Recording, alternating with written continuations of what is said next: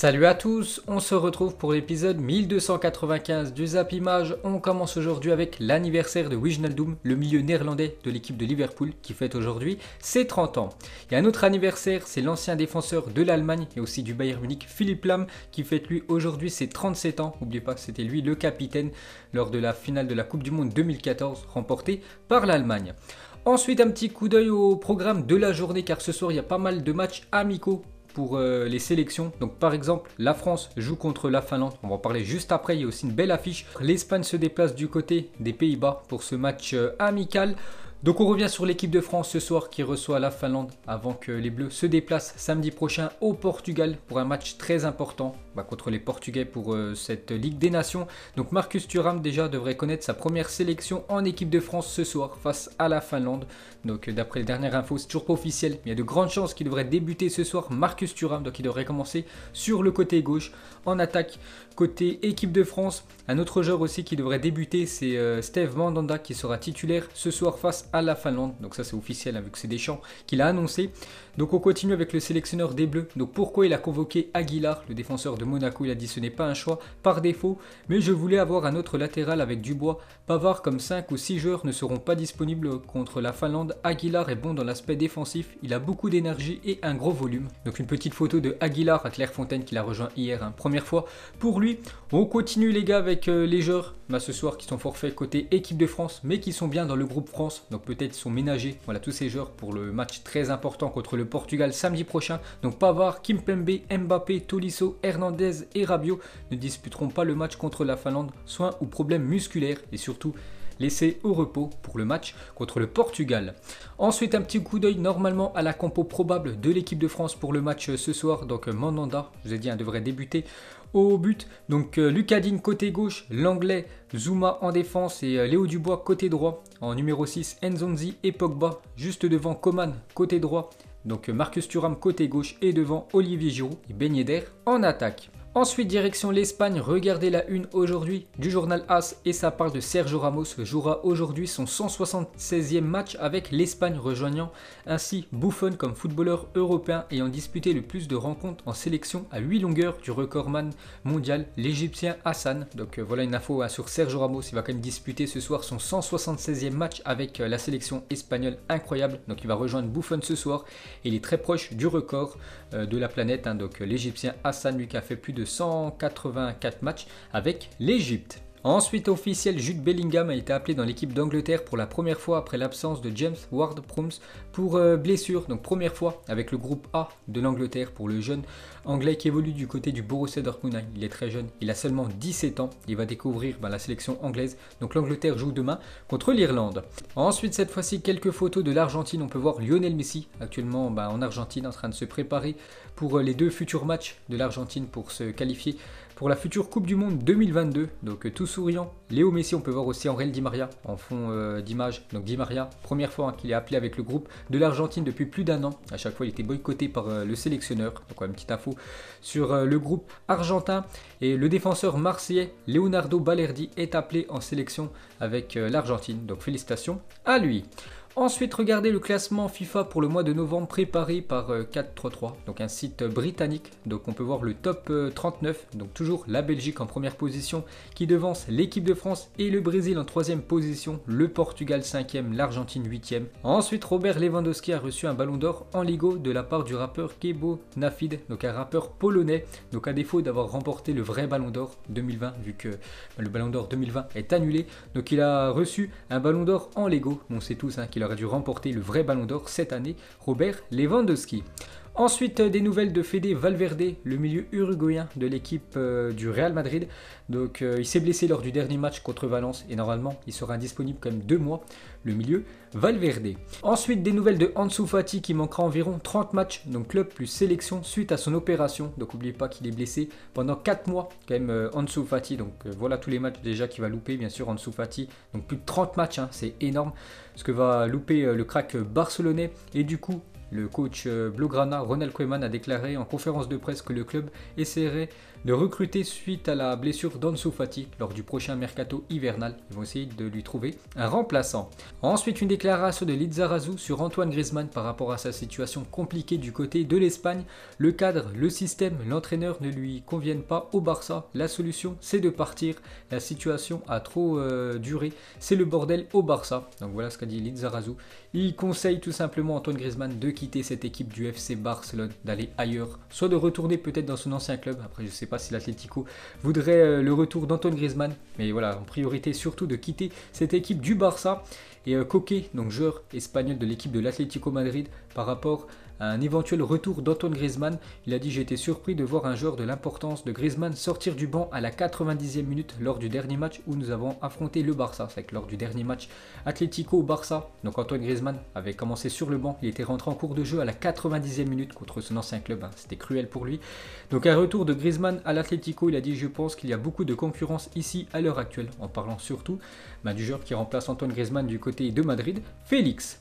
Ensuite on revient en France, quelques déclarations de Leonardo hier qui était en live Facebook sur la page officielle du Paris Saint-Germain. Donc déjà une première déclaration du directeur sportif du PSG: il y a quelque chose de très fort dans ce club, cette ville, gagner la Ligue des Champions ici, ça serait unique, il y a une culture du football à développer à Paris, tout est présent dans ce club pour réussir. Donc il le dit, vraiment l'objectif du Paris Saint-Germain c'est la Ligue des Champions.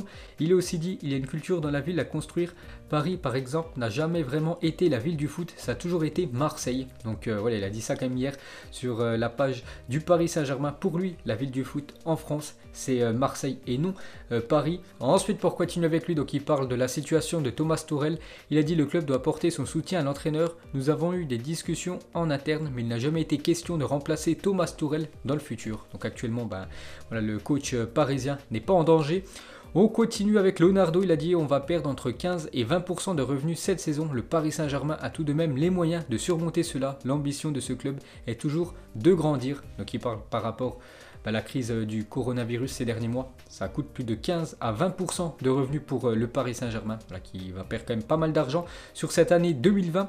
Il parle cette fois-ci de Moskin, le joueur italien qui est prêté cette saison du côté du PSG. Donc beaucoup de médias disaient qu'il y avait une option d'achat aux alentours des 20 millions d'euros pour le Paris Saint-Germain pour acheter Moskin l'année prochaine, bien sûr si le PSG voulait conserver l'attaquant italien. Donc il annonce qu'il n'y a aucune option d'achat pour Moskin.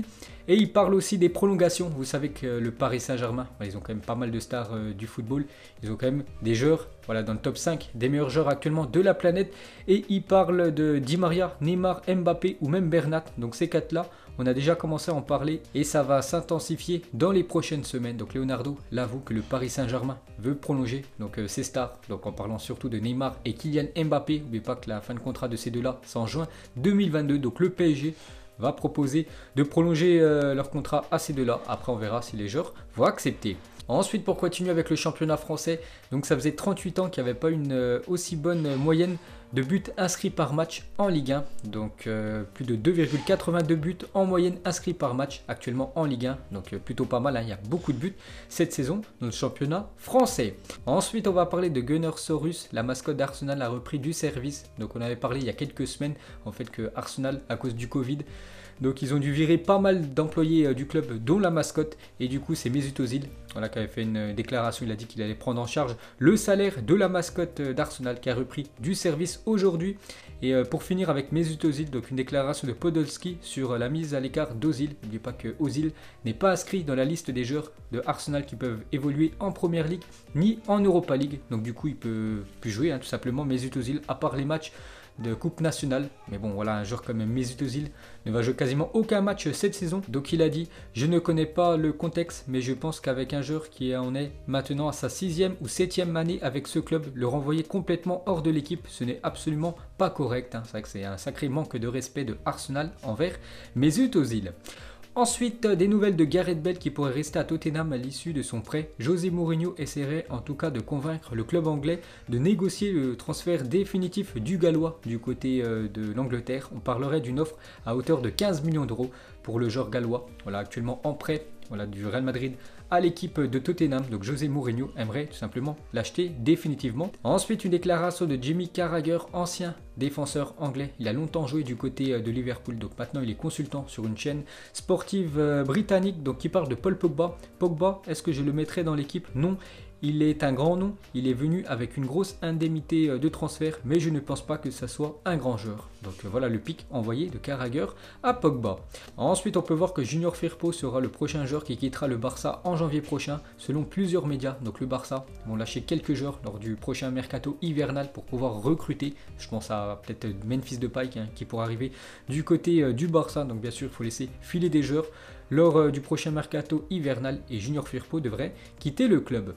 Ensuite, une déclaration de Koeman sur un joueur vraiment qui le surprend dans ce début de saison, c'est le jeune Pedri. Donc surpris par le talent de Pedri, la vérité est oui, quand j'ai signé, j'ai analysé l'équipe qui était là, les renforts, j'ai vu des choses de Pedri, mais pas autant ce qu'il me montre à l'entraînement et en match. Il s'est beaucoup amélioré, donc il comptait pas du tout sur lui en début de saison, et du coup vu qu'il est très bon, soit à l'entraînement et surtout en match, donc maintenant là il compte vraiment l'utiliser souvent, le jeune Pedri qui a seulement 17 ans. Et pour finir avec le Barça, donc une bonne nouvelle parce que Philippe Coutinho pourrait être prêt pour le prochain match du Barça, donc ça sera le choc contre l'Atlético Madrid samedi prochain. Le Brésilien est dans les dernières étapes de récupération et Koeman voit le joueur comme une clé pour gagner le match contre un concurrent direct pour remporter le titre de la Liga. Donc Philippe Coutinho actuellement forfait pour les futurs matchs du Brésil, donc il est au repos et il pourrait être apte pour le match contre l'Atlético.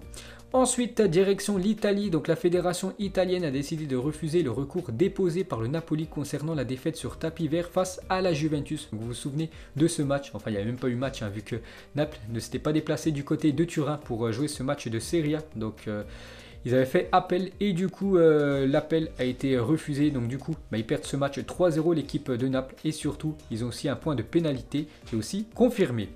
Ensuite, une déclaration de Mehdi Benatia sur Cristiano Ronaldo. Donc CR7, c'est compliqué avec Ronaldo. On était parti sur de mauvaises bases. Donc le match entre Real Madrid et Juventus en 2018, quand Cristiano Ronaldo marque le but de la qualification contre la Juventus dans les dernières secondes du match. Donc il y a eu un conflit entre les deux. On se mettait des semelles à la Coupe du Monde. On se recroise et je lui rentre encore dedans lors du match Maroc-Portugal. Donc Ronaldo arrive à la Juventus, donc quelques semaines après. Je prends mes distances, je fais en sorte de l'éviter, mais il est finalement incroyable. Il m'a dit, vous avez une sacrée équipe avec le Maroc, ça s'est fait naturellement. Voilà la complicité, l'amitié après entre ces deux-là. Et pour finir, il a dit, maintenant on se parle régulièrement, on a mangé ensemble au Qatar, c'est le genre de joueur que tu n'arrêteras pas. C'est lui qui décidera quand il arrêtera. C'est une force de la nature. Ce mec vit des records. Donc voilà la très belle déclaration de Mehdi Benatia qui avait commencé compliqué la relation avec Cristiano Ronaldo. Et après il a vu que c'était un mec en or. Ensuite des nouvelles de Tanguy Kouassi, le joueur qui a quitté le Paris Saint-Germain pour rejoindre l'équipe du Bayern où il n'a toujours pas évolué cette saison. Donc il a retrouvé l'entraînement collectif avec le FC Bayern. Aujourd'hui, il devrait être opérationnel et à disposition du Bayern Munich pour l'après-trêve internationale. Donc c'est très compliqué parce qu'il était blessé, puis même quand il n'était pas blessé, il ne jouait pas du tout Kouassi avec son équipe du Bayern, alors que quand il était du côté du Paris Saint-Germain, souvent Thomas Tuchel le faisait jouer. Ensuite, Marcus Rashford a déjà reçu sa PS5. Vous savez déjà que la PS5 sort la semaine prochaine officiellement, donc déjà elle est en rupture de stock. Pour ceux qui ne l'ont pas commandé, vous ne l'aurez pas. Et on peut voir que Marcus Rashford, l'attaquant de Manchester United, a déjà le privilège d'y jouer. Donc voilà quelques photos de Rashford. Ensuite, voici le top 5 des meilleurs tireurs de penalty de l'histoire. Et le premier, c'est un attaquant portugais, c'est Pauleta, 32 penalty tentés, 32 réussis pour l'ancien attaquant du Paris Saint-Germain. Donc il devance Max Kruse, lui 24 tentés, 24 buts inscrits. Yaya Touré en 3e position. On peut voir ce top 20, c'est à chaque fois du 100%. Donc après les derniers, comme Jordan Ayew, 12 tentés, 12 réussis. Ensuite, une déclaration de Megan Rapinoe. Donc elle a dit, nous sommes en 2020, depuis combien de temps la Première Ligue existe-t-elle? Et nous voyons tout récemment un club comme Manchester United consacrer des efforts et des moyens à une équipe féminine. Franchement, c'est honteux. Donc en gros, elle ne comprend pas pourquoi le football féminin ne prend pas autant d'ampleur que le football masculin. Ensuite, une déclaration de Thierry Henry quand il avait 18 ans et quand il s'entraînait avec Basile Boli.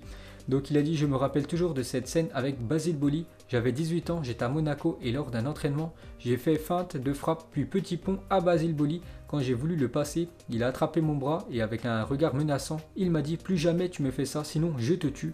J'avais grandi avec Basile Boli que je voyais mettre des tacles incroyables. Je me suis dit, il va le faire. J'ai fini l'entraînement en ne jouant plus qu'à une touche de balle, parce qu'il savait que s'il remuait une fois de plus Basile Boli, là bien sûr il ne l'aurait pas épargné, l'ancien joueur de Marseille. Et pour finir ce Zap Image, mettez-moi un petit prono pour le match de l'équipe de France ce soir contre la Finlande. Donc c'est simplement un match amical, et bien sûr c'est un match de préparation. Alors le match contre le Portugal samedi prochain, donc moi je pars sur une victoire de l'équipe de France 4-0 ce soir contre la Finlande. Donc voilà les gars, la fin de ce Zap Image 1295. Donc si ça vous a plu, un petit like, on se retrouve demain pour le prochain épisode. Ciao à tous.